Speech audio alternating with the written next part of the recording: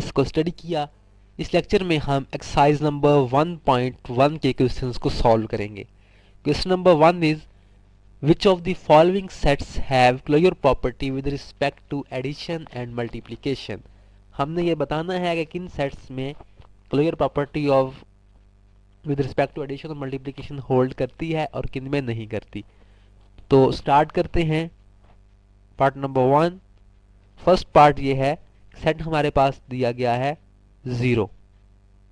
हमने बताना है कि इसमें closure property with respect to addition या मल्टीप्लिकेशन होल्ड करती है या नहीं। सबसे पहले हम ये देखेंगे closure property with respect to addition होती क्या है। कि अगर हम इस नंबर को या इस सेट के जितने भी नंबर्स हैं उनको आपस में ऐड करें और ऐड करने के बाद उनका जो रिजल्ट है वो भी इसी सेट से बिलोंग करेगा, तो हम कहते हैं कि closure property with respect to addition hold करती है। तो हम देख लेते हैं कि इस सेट में मेंबर है 0। इस 0 को इसी में ऐड करें तो इसका आंसर आएगा 0, जो कि बिलोंग करता है इसी सेट से, sorry belongs to this set. Similarly multiplication के लिए कि अगर हम इनको आपस में मल्टीप्लाई करें 0 multiplied by 0 answer is 0 which also belongs to this set. तो हम ये कहेंगे कि ये जो है ये सेट हमारे पास, तो इसमें closure property with respect to addition भी है और मल्टीप्लिकेशन भी है। दूसरा पार्ट हम देखते हैं। दूसरा पार्ट है उसमें हमारे पास है 1। एडिशन के लिए हम देखें कि अगर हम इस 1 प्लस 1 तो इसका आंसर हमारे पास आएगा 2, जो कि बिलोंग नहीं करता इस सेट में से। तो इसका मतलब है कि इसमें closure property with respect to addition नहीं है, don't have closure property with respect to addition. Multiplication के लिए देखें 1 को मल्टीप्लाई करें 1 के साथ, answer is 1 which belongs to this set, so it have closure property with respect to multiplication. Similarly बाकी जो क्वेश्चंस हैं उनको भी आपने ऐसे ही करना है कि उनको जितने भी मेंबर्स होंगे उनको पहले आपस में ऐड करें। ऐड करने के बाद अगर उनका जो रिजल्ट है वो मेंबर है उस सेट का, तो इसका मतलब है कि वो प्रॉपर्टी को होल्ड करते हैं, और अगर मेंबर नहीं है तो इसका मतलब है कि उस प्रॉपर्टी को होल्ड नहीं करते। सिमिलरली मल्टीप्लाई करके देख लें, अगर मल्टीप्लाई करने के बाद उनका जो रिजल्ट है वो उसी सेट से है तो इसका मतलब है कि उनमें closure property with respect to multiplication है, और अगर उस सेट में से नहीं है तो फिर प्रॉपर्टी नहीं है। इसका आखिरी पार्ट में कर लेता हूँ, थोड़ा सा लंबा है। उसमें हमारे पास सेट दिया गया है 1 एंड -1। तो आप इस तरह करें कि इनका एडिशन का एक टेबल बना लें।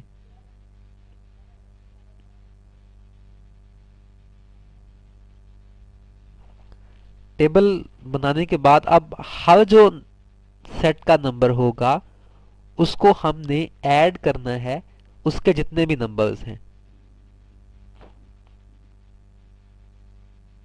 1 एंड -1। कि पहले इस 1 को मैं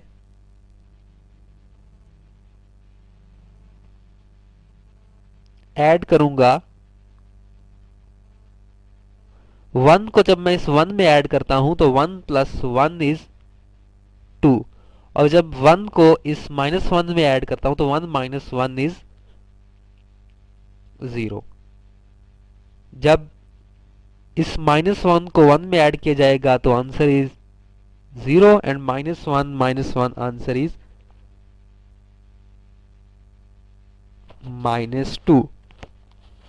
जब हमने एडिशन की दो नंबर्स की तो उनके जितने भी रिजल्ट आए वो हमारे पास इस सेट से बिलोंग नहीं करते, तो इसका मतलब है कि इसमें प्रॉपर्टी नहीं है, don't have closure property with respect to addition. Similarly अब आप मल्टीप्लिकेशन के लिए चेक करें। मल्टीप्लिकेशन के लिए भी आप उसी तरह एक टेबल बना लें।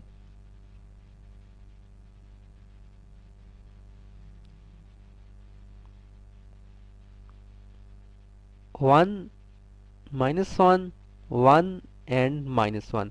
1 को पहले आप 1 से मल्टीप्लाई करें, आंसर इज 1। 1 को -1 से मल्टीप्लाई करें, आंसर इज -1। -1 को 1 से मल्टीप्लाई करें, आंसर इज -1 एंड -1 को -1 से मल्टीप्लाई करें, आंसर इज +1। जितने भी हमारे पास आंसर्स आए हैं, ये वाले आंसर्स, ये सारे अगर इस सेट से बिलोंग कर रहे हैं तो इसका मतलब उसमें प्रॉपर्टी है। तो इसके आंसर्स 1 वो भी बिलोंग करता है और -1 वो भी बिलोंग करता है। सो इस सेट में closure property with respect to multiplication तो है, लेकिन closure property with respect to addition नहीं है। इसी तरीके से आप इसके बाकी पार्ट्स को भी करेंगे कि आपस में चेक करते जाएं, अगर उनके जो आंसर हैं वो उसी सेट में से आए तो। Then question number 2। Question number 2 is name the property used in the following equations. हमारे पास इक्वेशंस दी गई हैं, उसमें हमने ये बताना है कि रियल नंबर की कौन सी प्रॉपर्टी यूज की गई है। पहली इक्वेशन है 4 + 9 इज इक्वल टू 9 + 4। तो अब देखें कि इस प्रॉपर्टी, सबसे पहले तो ये एडिशन की प्रॉपर्टी है, ठीक। दूसरा, इसमें हुआ क्या है? हुआ ये है कि जो दो नंबर्स हैं उनका अगर हम ऑर्डर चेंज कर दें तो तब भी वो हमारे पास सेम आपस में इक्वल रहेंगे। तो हम प्रॉपर्टी देखेंगे वो कौन सी प्रॉपर्टी थी कि जब हम ऑर्डर चेंज करते थे तब भी वो हमारे पास सेम रहते थे। तो अगर हम थोड़ा सा अपना वो बैक जाएं, बैक वाले लेक्चर्स में माइंड यूज करें थोड़ा सा, तो वो commutative property with respect to addition थी।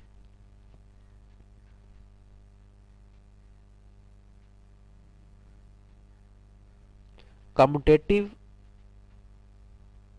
Property with respect to addition.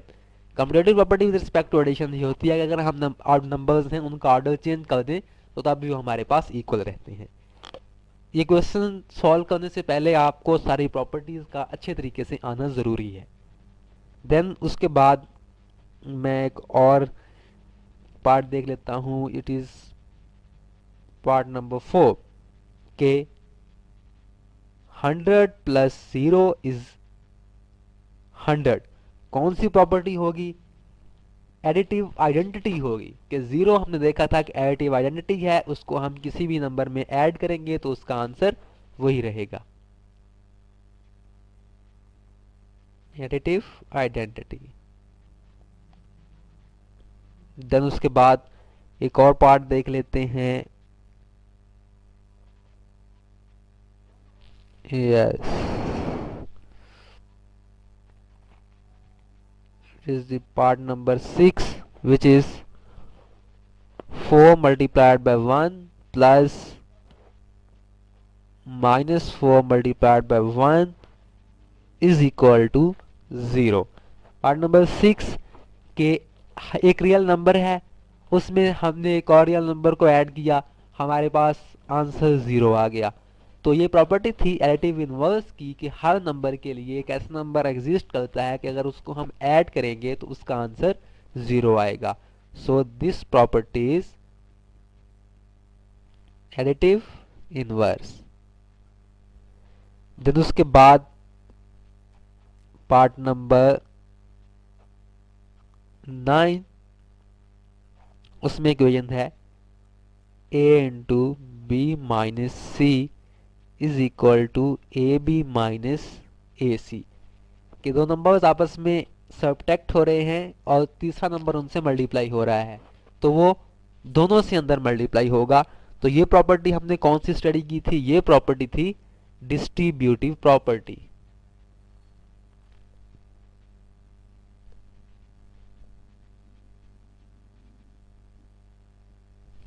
Then उसके बाद आखिरी पार्ट देख लेते हैं, वो है a into B plus C minus D is equal to A B plus A C minus A D. तो ये भी वही प्रॉपर्टी है जो पहले हमने स्टडी की, डिस्ट्रीब्यूटिव प्रॉपर्टी। जो प्रॉपर्टीज पहले लेक्चर में स्टडी की गई हैं उनको आप अच्छे तरीके से तैयार कर लेंगे तो उसके बाद then question number 3 is name the property used in the following inequalities. पहले हमने वो रियल नंबर्स के एडिशन और मल्टीप्लिकेशन की प्रॉपर्टीज में बताया था, अब हमने ये बताना है कि इनइक्वालिटीज की कौन सी प्रॉपर्टी इन इक्वेशंस में यूज की गई है। तो पहला पार्ट जो है -3 is less than -2 and it implies that 0 is less than 1। हम देखेंगे इसमें कौन सी प्रॉपर्टी यूज की गई है। दो नंबर्स हैं, अब -3 इज लेस देन -2 और उसके बाद उसने कहा है कि 0 इज लेस देन -1। जब इन दो नंबर्स में एक सेम नंबर को ऐड किया गया और उसके बाद जो रिजल्ट आया है, तो जो रिलेशन इनका होगा वही उस रिजल्ट का रिलेशन होगा। -3 में 3 ऐड किया तो 0 आ गया और -2 में 3 ऐड किया तो 1 आ गया। तो ये प्रॉपर्टी फिर कौन सी हुई कि जब हमने दोनों में सेम नंबर को ऐड किया तो उसके बाद रिजल्ट जो है उसका भी वही रिलेशन है जो कि पहले नंबर का रिलेशन था। तो ये प्रॉपर्टी है एडिटिव प्रॉपर्टी।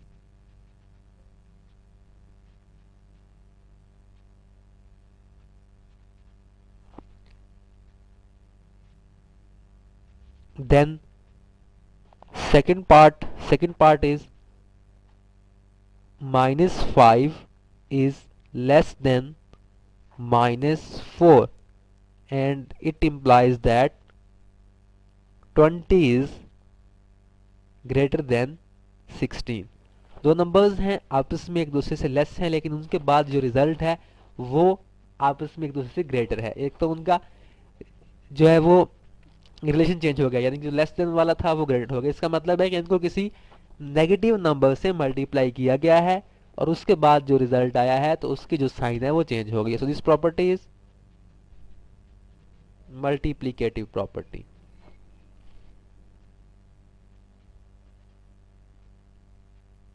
जब आपको प्रॉपर्टीज अच्छी तरीके से आती होंगी तो फिर आप एक उनका देखते ही बता सकेंगे कि कौन सी प्रॉपर्टी यूज की गई है। उसके बाद fifth part is a is less than b and it implies that 1 over a is less a is greater than b and 1 over a is less than 1 over b। तो इसमें multiplicative property use की गई है।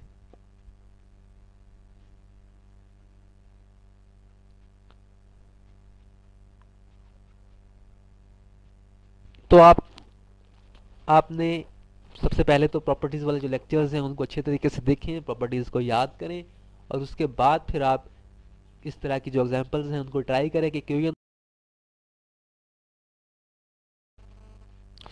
Then question number 4 is prove the following rules of addition. Addition के rules हमने prove करने हैं by using properties of real numbers. उसमें पहला पार्ट है a over c plus b over c is equal to a plus b over c। इसको अब हमने प्रूव करना है। हम इसकी लेफ्ट हैंड साइड ले लेते हैं, a over c plus b over c। तो इसको अगर हम देखें तो इस a के साथ ये 1 ओवर c मल्टीप्लाई हो रहा है प्लस इस b के साथ ये 1 ओवर c मल्टीप्लाई हो रहा है। यहाँ से 1 ओवर c दोनों में से कॉमन आ जाएगा तो ये आपके पास आ जाएगा a plus B into 1 over c which is equal to a plus B over c which is the right hand side. इसका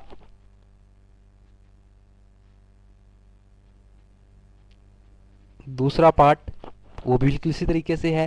दूसरा पार्ट है a over b plus c over d is equal to A D plus B C over B D. तो इसमें भी हम इसकी left hand side लेते हैं, a over b plus c over d, it is equal to के अगर इस ए ओवर बी को मल्टीप्लाई किया जाए किसी सेम नंबर के साथ और उसी से डिवाइड किया जाए तो कोई फर्क नहीं पड़ता, ठीक है, डी इंटू 1/d। सिमिलरली अगर इस सी ओवर डी को मल्टीप्लाई किया जाए सेम नंबर से और उसी से डिवाइड किया जाए तो उससे भी कोई फर्क नहीं पड़ता, तो b into 1/b multiplied by c over d. इसको मैंने d से मल्टीप्लाई कर दिया, d से डिवाइड कर दिया, और इसको मैंने b से मल्टीप्लाई कर दिया और b से ही डिवाइड कर दिया। अब ये हमारे पास, अगर मैं इसको ये कर दूं कि जो न्यूमिनेटर वाले टर्म्स हैं उनको अलग करके लिख लूँ, डिनोमिनेटर वाले जो टर्म्स हैं उनको अलग करके लिखूँ, तो ये हमारे पास हो जाएगा a multiplied by d multiplied by 1/b multiplied bye 1/d plus similarly यहाँ पे ये हमारे पास हो जाएगा b multiplied by c multiplied by 1/b multiplied bye 1/d।